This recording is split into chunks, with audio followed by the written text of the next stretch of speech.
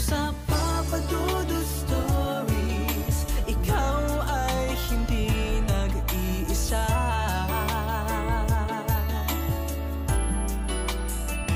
Malaki ang pakinabang ng tulay sa ating pang-araw-araw na buhay. Mas nagiging madali ang pagpunta natin sa isang lugar dahil dito sa paglalakad man yan o sa transportasyon. Ngunit hindi rin natin maitatanggi na kung minsan ay nababalot din ang kababalaghan ng tulay sa ating lugar. Paano nga ba manirahan malapit sa isang lugar na may kakambal na kwento ng hilakbot? Dear Papa Dudut, itago nyo na lamang po ako sa pangalang Jansen. Nang malaman ko na nagbabasa ka rin Papa Dudut ng mga horror story ay naisipan ko na magpadala din ng sarili kong kwento ng katatakutan. Matagal na itong nangyari noong nakatira pa kami ng pamilya ko sa probinsya.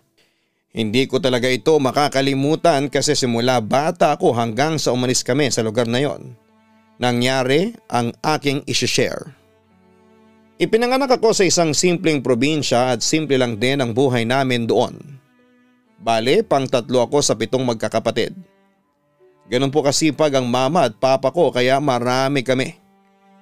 Noong bata pa ako, ay nakatira kami sa bahay ng lolo at lola ko sa side ni mama.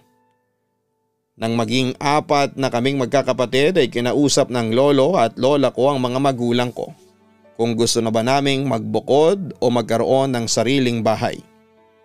Ipapagamit daw nilang bakanting lupa na pagmamay-ari nina lolo at lola na sobrang lapit lang sa bahay nila. Meron kasing lupa ang lolo at lola ko na malapit sa isang tulay at ilog. Nasa dulo yon ng street na yon tapos kapag tumatawid ka sa tulay ay kabilang barangay na. Yung ilog ang naghihiwalay sa 2 barangay.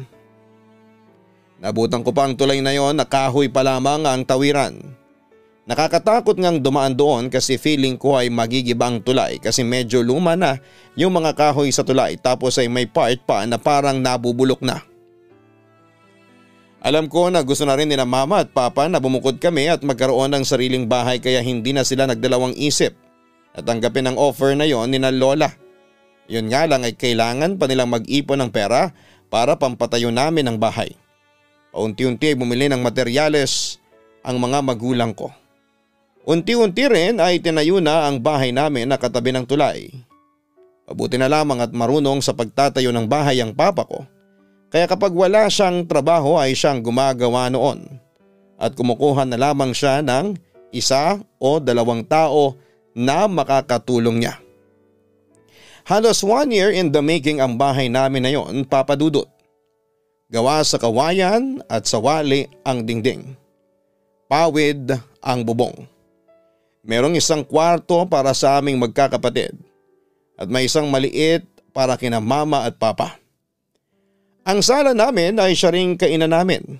Meron yung silong kasi may mga pagkakataon na tumataas ang tubig sa ilog. Kasi malapit yon sa dagat at umaabot ang tubig sa lupa kung saan ay nakatayo ang aming bahay.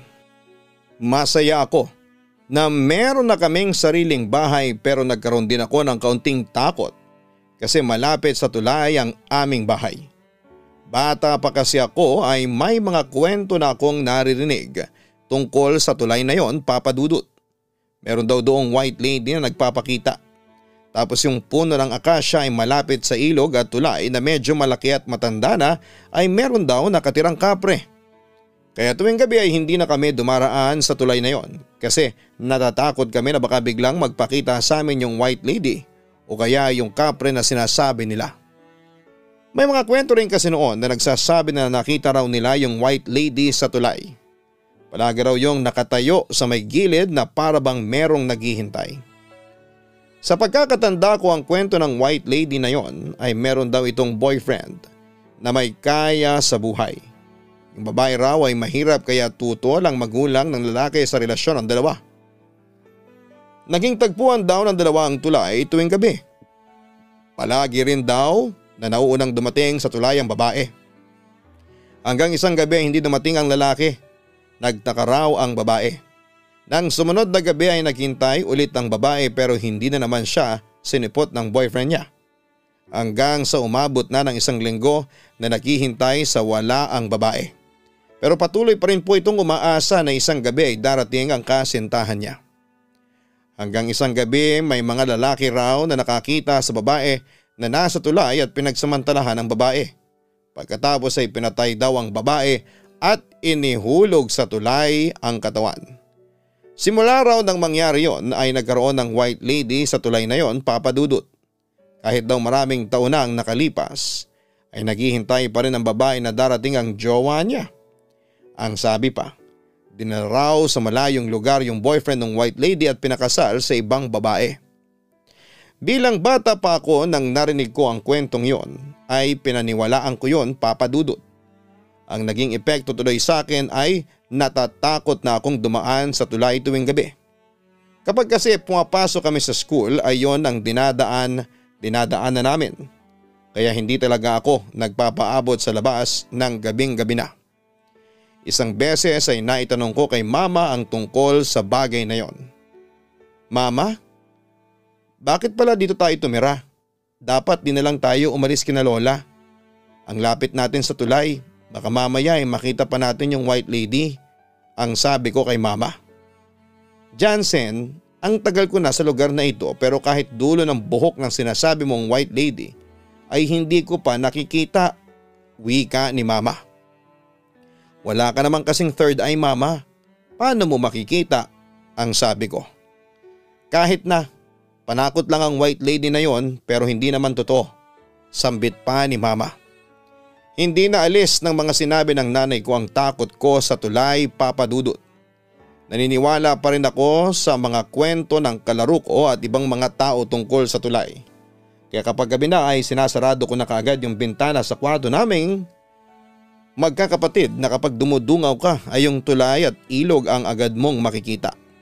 Mas nakakatakot pa kasi ang bahay namin ang nag-iisang malapit sa tulay.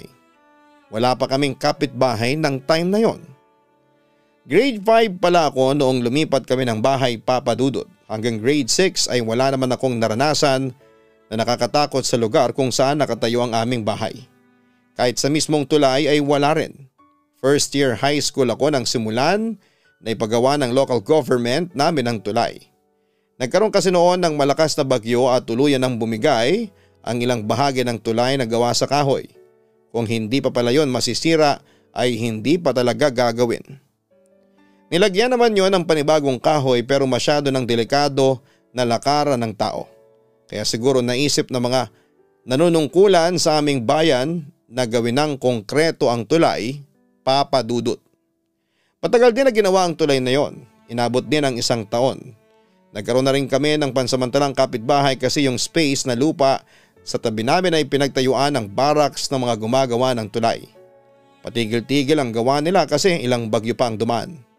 Naging kaibigan na rin ni Papa ang mga gumagawa ng tulay kaya kung minsan ay nakakainuman ni tatay ang mga yon, Papa Dudut.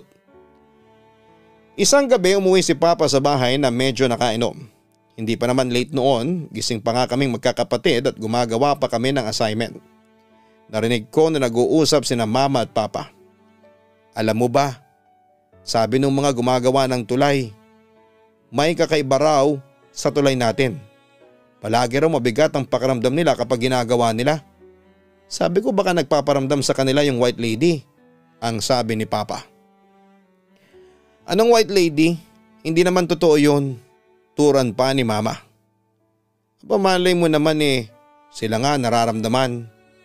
So kasabi nung isa, may narinig daw siyang babaeng umiiyak nung inabot na sila ng gabi sa pagtatrabaho. Kwento pa ni Papa. Baka pusa lang yun. Dito na ako pinanganak. Pero yung white lady na yan ay hanggang kwento lang. Walang nagpapatotoo. Siguro kung magpapakita pa siya sa akin ng harapan ay saka ako maniniwala. Sambit pa ni Mama. Huwag mong sabihin yan, mamaya ay marinig ka ng white lady sa tulay at magpakita nga yun sa'yo. Baka maihi ka sa sobrang takot. Ang natatawang sabi pa ni Papa. Wala akong kinakatakutan. Siya ang dapat nang patakot sa akin kasi buhay ako tapos siya ay patay na. Ang sabi pa ni Mama. Mas nakakatakot ang patay. Giit pa ni Papa. Ganon. Kanino ka natatakot? Sa akin o sa white lady? Tanong ni Mama. Siyempre sa'yo. Wala nang mas nakakatakot sa'yo. Biro pa ni Papa. Ewan ko sa'yo, matulog ka na at lasing ka na. May inis na wika ni Mama. Agad naman nagpunta si Papa sa kwarto nila ni Mama at hindi na siya nakipagtalo pa. Kahit na anong kasing sabihin niya ay hindi rin siya manalo-nalo kay Mama. Dahil sa hindi naman ganong kalaki ang barangay namin ay kumalat sa lugar namin ang kwentong yon ng mga gumagawa ng tulay, Papa Dudut. Naikwento rin siguro nila sa iba dahil nagkaroon na sila ng mga kaibigan sa amin. Mas lalo pa yung napatunayan nang magkaroon ng aksidente sa tulay na ginagawa. Nahulog sa ilog yung isang trabahador. Bigla na lamang daw natigilan habang nagtatrabaho tapos umiyak ng umiyak hanggang sa bumitaw na at parang inihulog ang sarili sa ilog. Nagkaroon ng haka-haka na sinapian ng white lady yung trabahador kaya bigla itong umiyak. Ligtas naman siya at nagkaroon lang ng kaunting sugat. Nakita ko pa rin naman siyang nagtatrabaho pero palagi nang may nakasabit na rosaryo sa leeg niya. Mas lalo tuloy kami nagkaroon ng takot sa tulay na yon. Pero maasa ako na sana kapag nagawa na yung tulay ay mawala na rin ang white lady na naroon, Papa Dudut. Nang matapos ng gawin ang tulay ay nawala na kami ng kapitbahay. Ginaba na yung barracks at umalis na ang mga trabahador. Mukhang matibay naman yung tulay at hindi na nakakatakot dumaan. Nilagyan din ng poste ng ilaw ang magkabilang dulo para kapag gabi na ay maliwanag. Nakakabawas din yon ng takot. Hindi na lamang mga tao ang nakakadaan kundi maging mga sasakyan na hindi naman gaanong kalaki. Tuwing gabi ay naging paboritong laruan na rin ng mga bata sa amin ang tulay kasi maliwanag doon.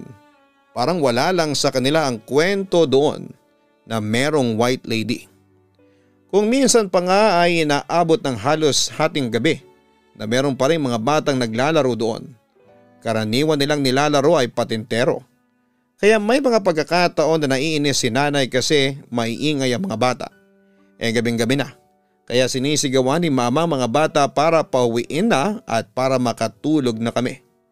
Mahirap kasing matulog kapag may maiingay sa labas. Lalo na si Mama na sobrang babaw ng tulog. May isang gabi na narinig kong bumangon si Mama dahil narinig ko ang boses niya na nagngangangaw-ngaw. Base sa mga narinig ko ay kay Mama ay nagagalit siya dahil sa ingay ng mga bata sa labas na naglalaro sa may tulay.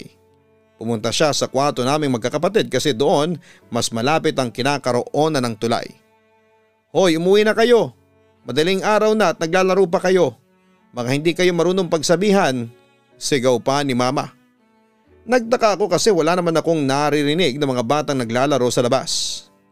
Sumigaw ulit si Mama kaya mas lalo akong nagtaka. Parang siya lang naman ang nakakarinig ng mga naririnig niya kasi tulog na lahat ng mga kapatid ko. Sinabi ko kay Mama na wala naman akong naririnig na mga naglalaro sa may labas. Para makasigurado si Mama ay binuksan niya ang bintana at tumingin siya sa may tulay. Kahit siya ay nagtaka nang wala siyang nakitang kahit na isang bata doon. Ang sabi lang niya ay mukhang mabilis na nagtakbuhan ng mga bata nang sumigaw siya sa pangalawang beses. Pero nagtataka pa rin ako kasi wala talaga akong narinig na ingay sa labas ng aming bahay ng oras na yon, Papa Dudut. Hindi ko alam kung ano ang trip ni Mama kung bakit niya yon ginawa. Sigurado ako, Papa Dudut, na wala talagang maingay ng gabing yon. Mama, kagabi hindi ba sinisigawan mo yung mga sinasabi mo naglalaro kasi maiingay? Wala naman akong naririnig na maingay kagabi eh. Sabi ko kay Mama habang nag-aalmusal kami. Anong wala? Magigising ba ako kung wala akong narinig? Ikaw nga ay maglinis ng tenga mo, Jansen. Turan pa ni Mama. Wala rin akong narinig, tahimik nga kagabi eh. Saka medyo maambon kagabi, hindi ba? Bakit naman may mga batang maglalaro sa labas? Singit pa ni Papa. Ano bang gusto ninyong palabasin? Na gumagawa ako ng kwento? Puputulin ko ang tulog ko para sa walang kwentang bagay? May inis na tanong pa ni Mama. Baka may narinig ka talaga pero ikaw lang ang nakarinig. Siguro ay nagpaparamdam na sa'yo yung mga nandun sa tulay na kaluluwa. Sabi mo mga bata ang narinig mo. Hindi ba may chismis na matibay daw talaga ang tulay na yon kasi binuhusan ng dugo ng bata? Baka silang mga naririnig mo. May tono ng pananakot na sabi ni Papa kay Mama. Kaya nga Papa, ang sabi pa naman ni Mama ay hindi siya takot na magpakita sa kanya yung white lady. Baka nagpaparamdam na sa kanya, sabi ko. Tumigil na nga kayo mag-ama. Talagang pinagtutulungan niyo pa ako ha? Asik pa ni Mama. Makalipas ang ilang buwan ay nabuntis na naman si Mama. Magiging 5 na kaming magkakapatid. Nagreklamo na rin si Mama sa barangay tungkol sa maingay ng mga bata sa gabi na naglalaro sa tulay kaya pinagbawal na ang paglalaro sa tulay tuwing gabi kasi nakakaabala siya sa pagtulog namin, Papa Dudut. Wala na rin naman kaming nararamdaman na kakaiba sa tulay kaya mas lalong naging tahimik ang buhay namin. Kahit papaano ay nabawasan na rin ang takot ko sa tulay na yon.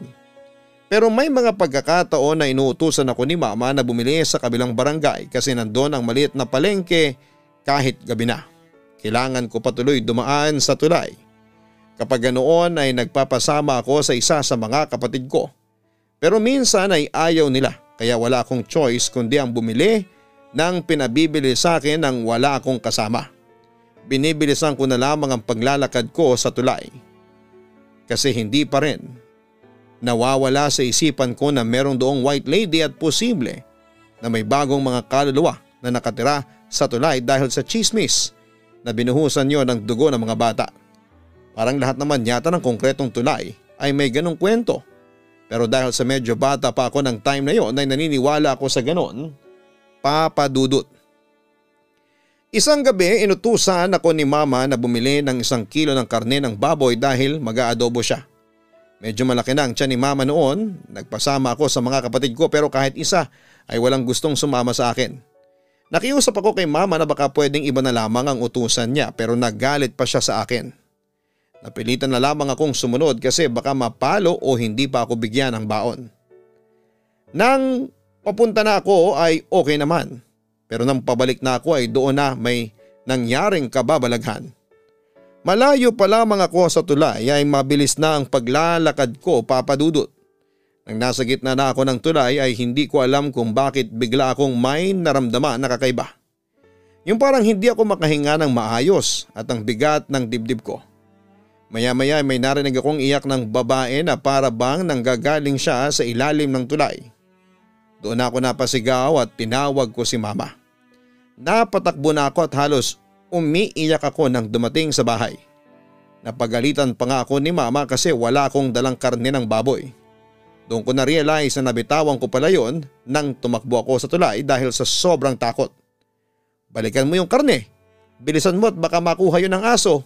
Inis na utos ni Mama sa akin. Ayoko na pong bumalik doon. May narinig po akong babaeng umiiyak. Ang sabi ko. Ikaw ang babaeng umiiyak kapag pinalo kita. Jansen, huwag mo akong aartihan, turan pa ni Mama. Talagang naging matigas ang ulo ko ng time na yon, Papa Dudut. Kaya si Mama nang bumalik sa may tulay para kunin yung karne ng baboy na nabitawan ko. Pagbalik niya ay binungungaan pa niya ako kasi wala naman daw siyang narinig na babaeng umiiyak. Masyado ko raw kasing iniisip na merong white lady sa tulay kaya kung ano-ano ang mga naririnig ko kahit na hindi naman totoo. Alam ko sa sarili ko na hindi ako gumagawa ng kwento, Papa Dudut. Sigurado talaga ako na meron akong narinig na babaeng umiiyak. Sobrang hina nga lang ng iyak niya pero hindi pwedeng magkamali ang tenga ko. Mabuti pa nga ang mga kaibigan ko kasi nung ikwento ko yon sa kanila ay naniwala sila sa akin. Talaga raw merong white lady sa tulay na yon kaya nakakarinig ako ng ganon. Meron pa ngang kumakalat na kwento sa lugar namin tungkol sa tulay na yon. May tricycle driver daw na nakakita ng white lady mismo. Madaling araw daw noon. At pauwi na sa bahay niya yung tricycle driver. Bigla raw tumigil sa hindi malamang dahilan ng tricycle niya sa gitna ng tulay. At kahit na anong gawin niya ay hindi niya yon mapandam. Takot na takot raw yung tricycle driver kasi aware siya na meron ngang something sa tulay na yon. Inabot na raw ng halos kalahating oras bago muling nag-start yung makina ng tricycle niya. Nang makalagpas siya sa tulay ay nakita niya na merong babaeng nakasakay sa tricycle niya. Nilakasan na lang daw ng tricycle driver ang loob niya at binilisan niya ang pagmamaneho habang nagdarasal. Nawala naman daw yung babae pero na-trauma na yung kawawang tricycle driver. Nagkataon pa na tito ng kaklase ko ang tricycle driver na yon, kaya chinika ko ang kaklase ko na yon at nagtanong tungkol sa tito niya. Totoo yun. Hanggang ngayon nga ay nilalagnat pa rin si tito sa sobrang takot. Dinala nga siya ni mama sa albularyo kasi baka sumunod sa kanya yung white lady, ang sabi pa ng kaklase ko. Sa dami ng kwento ng katatakutan tungkol sa tulay at dahil sa sarili kong experience ay mas lalong lumakas ang paniniwala ko na meron talagang bumabalot na kababalaghan sa tulay na malapit sa bahay namin, Papa Dudut. Mas lalo na akong natakot na dumaan doon tuwing gabi. Ewan ko ba kung bakit doon pa kami nakapagpatayo ng bahay. Sabagay wala rin kaming choice kasi yun lang ang lupa ni na Lola na available at pwede naming tayuan ng bahay. Lumipas pa ang ilang taon at naging 7 na kaming magkakapatid. Napakasipag kasi talaga ni na mama at papa na gumawa ng bata, Papa Dudut. Every year na lang yata. Pero kahit papaano naman ay naitatawid namin ang aming buhay. Hindi man marangya pero hindi naman nagkukulang sina mama at papa na ibigay ang mga pangangailangan namin. Para sa akin ay happy na ako sa ganung buhay basta magkakasama kami ng pamilya ko. Pero hindi pa rin pala tapos ang kababalaghan na mararanasan ko sa tulay sa tabi ng aming bahay, Papa Dudut. Kahit papaano ay nagpahinga na rin ang kwento ng kababalaghan sa tulay. Medyo matagal na rin kasi yung last na kwento na merong nakakita roon ng white lady. Nawala na rin ang takot ko noon sa tulay dahil kahit papaano ay nag-mature na ako. Nakakadaan na ako sa tulay nang hindi natatakot kahit gabi na. Nasa college na ako ng panahon na yon kaya madalas ay late na akong umuwi dahil natuto na akong gumala at nabarkada na rin ako. May mga pagkakataon pa nga na tinatakot ako ni mama na sa kakauwi ko ng gabing-gabi na ay makakasalubong ko sa tulay yung white lady. Akala ko ba hindi ka naniniwala doon sa white lady, ma? Bakit ngayon ay ginagawa mo ng panakot sa akin? Ang natatawa kong tanong. Kasi nga palagi ka ng late umuwi. Sana nga totoo na yung white lady sa may tulay at magpakita siya sa'yo. Para matigil ka na sa paggala mong babae ka. Turon pa ni mama. Naku, ewan ko sa'yo, ma. Samantalang dati nagagalit ka pa kapag sinasabi naming totoo yung white lady sa may tulay, ang sabi ko. Isa sa mga pinagbabawal ni na mama at papa sa akin ay ang nagpapaligaw ako at ang pagkakaroon ko ng jowa. Hindi raw ako pwede magkaroon ng jowa hanggang hindi pa ako tapos na mag-aral. Saka ako na raw yun atupagin kapag meron na akong maayos na trabaho. Pero dahil medyo pasaway pa ako ng time na yon, hindi ko sila sinunod. Pinilit ko naman na huwag magkaroon ng boyfriend pero nang may manligaw sa akin sa campus at nagustuhan ko siya ay sinagot ko siya, si Andre. Pumayag naman si Andre na sekreto muna ang relationship namin dahil may mga taga-lugar din namin na nag-aaral sa school kung saan ako nagka-college. Baka kasi makita nila ako at ikwento nila ako sa mga magulang ko. Baka kalbuhin pa ako ni na mama kapag nagkataon. May mga pagkakataon na inihahatid ako ni Andre sa bahay. Pero hanggang sa tulay lang siya, Papa Dudut. Tuwing gabi lang niya ako inihahatid para walang makakita sa amin. Isang araw umansa rin namin ni Andre kaya after ng school ay nag-date muna kami. Nagpunta kami sa bayan kasi nandoon ang mga kainan. Hindi kung anong kainan, Papa Dudut, ha. Yung legit na kainan talaga. Kagaya ng mga fast food restaurants. Natatandaan ko na binigyan ako ni Andre ng stuffed toy na teddy bear. Pero ang sabi ko ay siya muna ang magtago kasi kapag dinala ko yon sa bahay namin ay makikita ni na mama. Baka magduda pa sila kung kanino galing yung stuffed toy. Medyo nakalimot kami ni Andre sa oras kasi minsan lang kaming makapag-date. After namin kumain ay naglakad-lakad pa kami habang magka-holding hands. Kung hindi pa ako tumingin sa cellphone ko ay hindi ko malalaman na alas 10 na pala ng gabi. Babe, 10 PM na pala. Lagot ako nito. Kanina pa nagte-text si mama kung nasan ako. Uwi na tayo, ang sabi ko.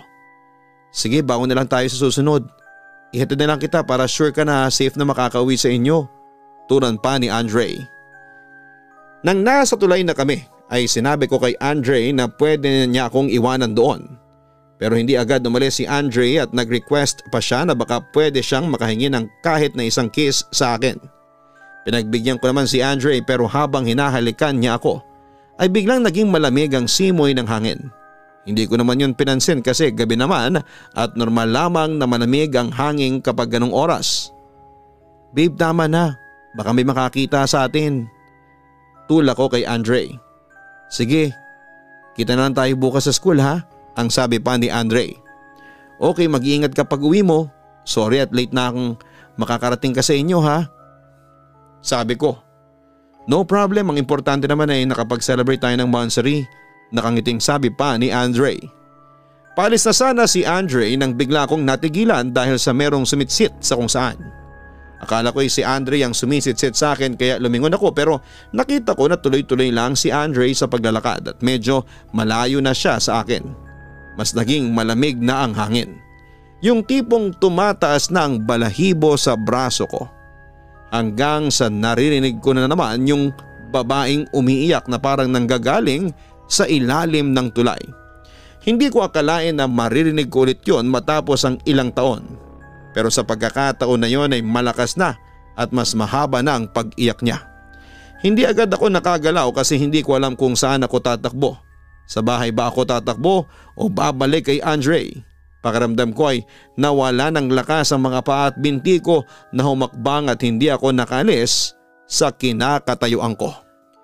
Kung hindi pa lumabas si mama ng bahay at nakita ko nakatayo sa gitna ng tulay ay hindi siguro ako makakaalis doon. Nakita ko ni mama at tinawag niya ako. Pakiramdam ko ay nagising ako mula sa isang mahabang panaginip.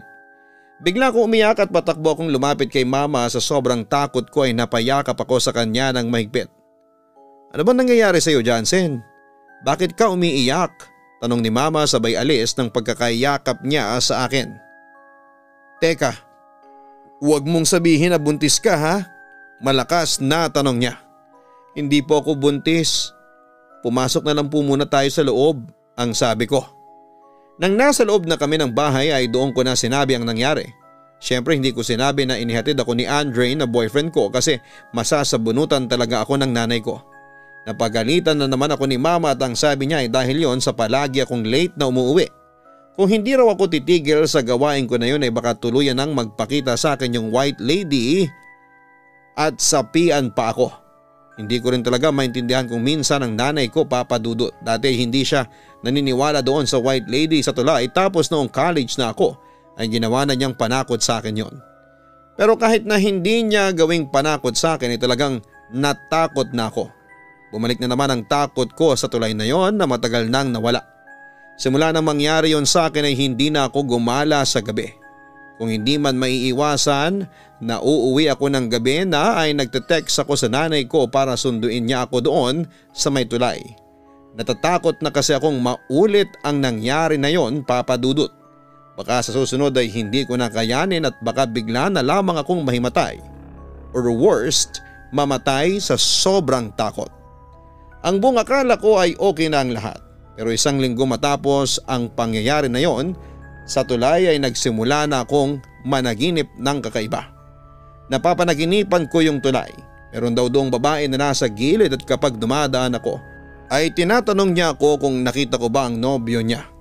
Matagal na raw siyang naghihintay doon.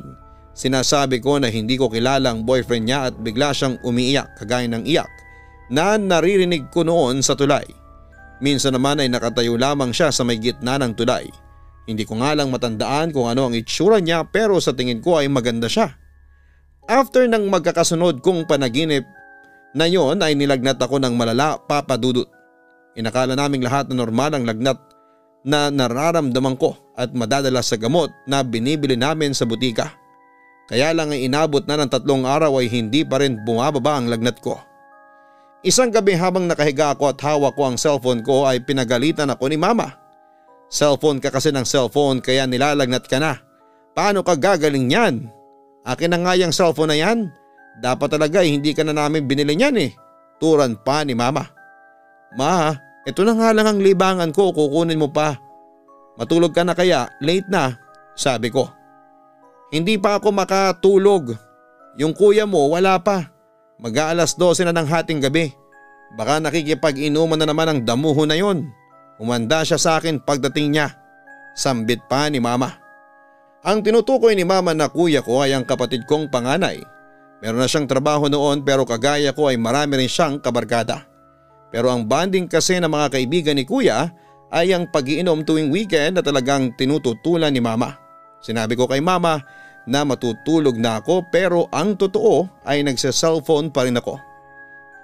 Katext ko kasi noon si Andre at nag-aalala siya sa akin kasi ilang araw na akong hindi nakakapasok sa school dahil nga sa may sakit ako.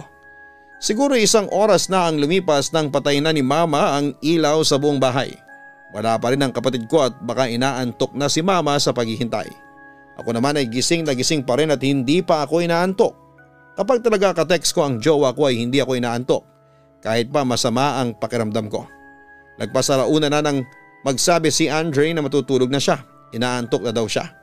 Nang wala na akong katext ay nag-games na lamang ako sa cellphone, Papa Dudut.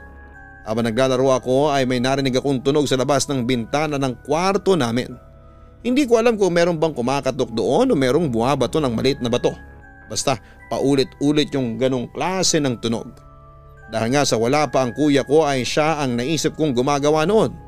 Baka gusto niyang pagbuksan siya ng pintuan sa kung sino mang gising pa sa aming magkakapatid. Nakalakas sa loob ang pinto namin at kailangan pa niyang kumatok. Kapag kumakatok kasi siya, malaki ang chance na magising si mama at mabungangaan siya bago matulog. Patuloy yung tunog na narinig ko at nakikiramdam pa rin ako kasi hindi ako sigurado kung kapatid ko nga yun o kung sino o ano. Hanggang sa nag-decide na akong tumayo para buksan ang bintana. Pwede ko kasing hinga ng pera ang kapatid ko na yon kapalit ng pagbubukas ko sa kanya ng pinto. Dahan-dahan ko nga binuksan ang bintana kasi medyo maingay iyon kapag binubuksan. Baka kapag binigla ko ay magising pa si mama. Nang mabuksan ko na ng tuluyan ang bintana at sumilip ako sa ibaba ay wala naman akong nakita. Wala ang kapatid ko. Isasarado ko na sana ang bintana nang mapatingin ako sa may tulay. Kinilabutan ako sa mga nakita ko doon, Papa Dudut. May isang babae na nakasuot ng puting blouse at puting palda na nakalutang sa may gitna ng tulay. Inaalo ng hangin ang mahaba niyang buhok at parang may kung anong liwanag ang buong katawan niya. Kahit na hindi ko nakikita ang mukha niya ng maayos, may pakiramdam ako na sa akin siya nakatingin. Kasi sa may bintana siya nakaharap. Pakiramdam ko ay nawalan ng laman ng ulo ko. Hindi na naman ako nakagalaw.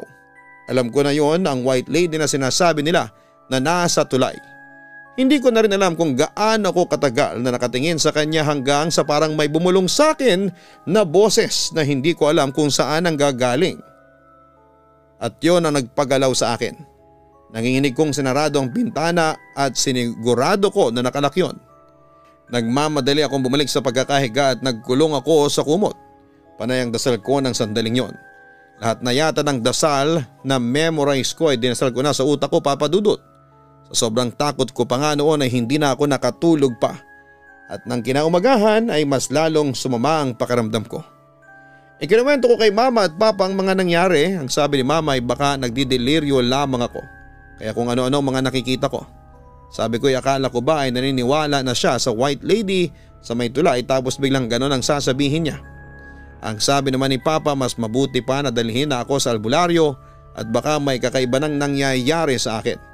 Hindi naman daw kasi may epekto ang mga gamot na iniinom ko. Bandang hapon ako dinala ni Mama sa kilalang albularyo sa aming lugar.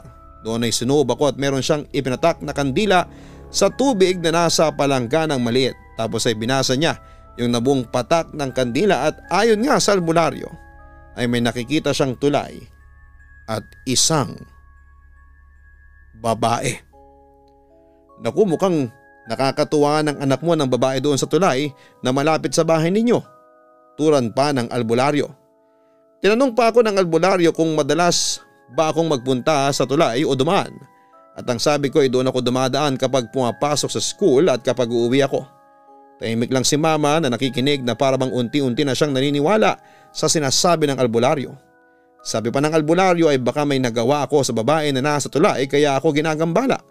Dapat daw ay humingi ako ng tawa doon at ipagdasal ko rin ang kaluluwa nito. Binagyan din niya ako ng orasyon na sabi niya ay pangtaboy na mga ganong klase ng espiritu. Ginawa ko naman ang sinabi ng albularyo.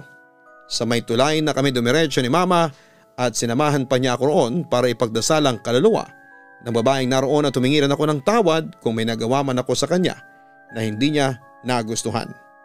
Makalipas nga ang isang araw ay naging maganda na ang pakiramdam ko hanggang sa tuluyan na akong gumaling sa lagnat ko, Papa Dudut.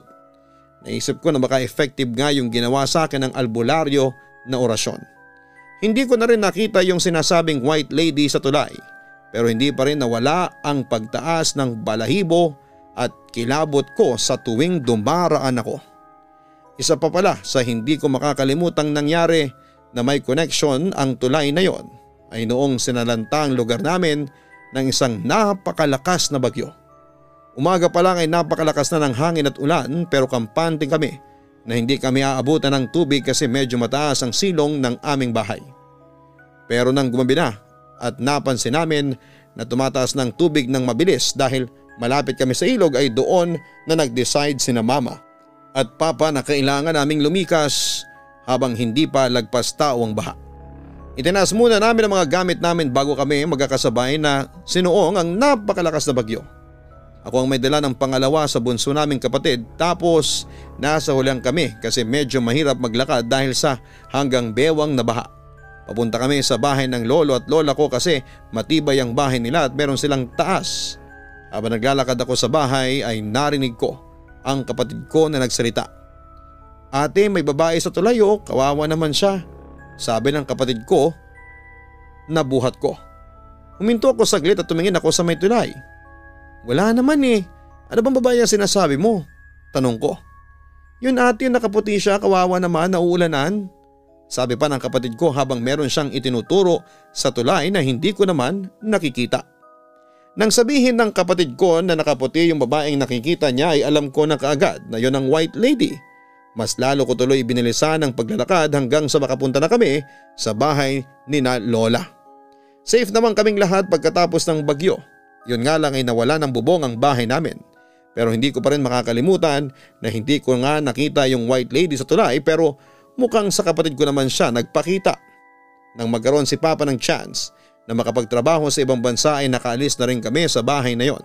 Naluma na kasi yon nang tumagal at mas pinili ni na Mama na huwag nang ipaayos yon. Isa pa ay mahirap din talagang tumira malapit sa ilog lalo na kapag may bagyo dahil ang bilis tumaas ng tubig. Umalis na kami sa lugar na yon na talaga namang pinagpasalamat ko. Hindi lamang kami sa baha na layo kundi maging doon sa babaeng nasa tulay na siguro hanggang sa ngayon ay nandun pa rin at hinihintay na balikan siya ng boyfriend niya. Sana all willing to wait, Papa Dudut. Dito ko natatapusin ang kwento ko. Maraming salamat po sa time na basahin mo ito kahit na medyo magulo. God bless. Sincerely yours, Jansen. Bago po tayo magpatuloy ay gusto ko lamang pong i-request sa mga nakatutok na huwag kalimutan na mag-subscribe sapagkat kalahati po ng mga viewers natin ay mga hindi pa nagsusubscribe. Hit the notification bell at ang subscribe button. Isang napakagandang pangyayari sa buhay ng isang pamilya ang pagkakaroon ng sariling bahay. Ngunit kung minsan ito rin ang nagiging daan upang makaranas sila ng isang bagay na magbibigay sa kanila ng takot at pangamba. Kaya mabuti na maging maingat tayo palagi sa ating paligid. Ang panganib ay hindi natin malalaman kung kailan at saan darating. Kahit pa nga sa sarili nating tahanan ay nangyayari ito. Huwag nating kakalimutan ang palaging humingi ng proteksyon at paggabay sa ating lumikha. Makapangyarihan ng dasal. At kung ginawa mo ito ng tama at bukal sa iyong puso ay makakamit mo ang proteksyon na iyong ninanais laban sa masasamang bagay na maaaring gumambala sa iyo. Ang buhay ay mahiwaga, laging may lungkot at saya. Sa Papa Dudut Stories, laging may karamay ka.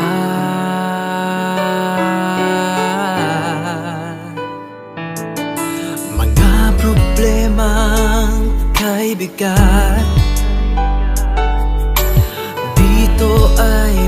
pakikinggan ka sa Papa Dudut Stories. Kami ay iyong kasama dito sa Papa Dudut Stories. Ikaw ay hindi nag-iisa.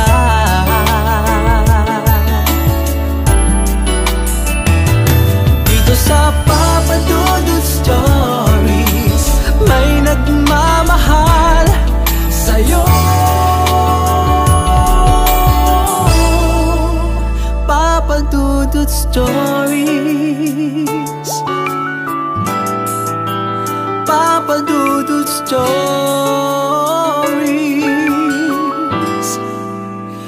Papa Dudut Stories.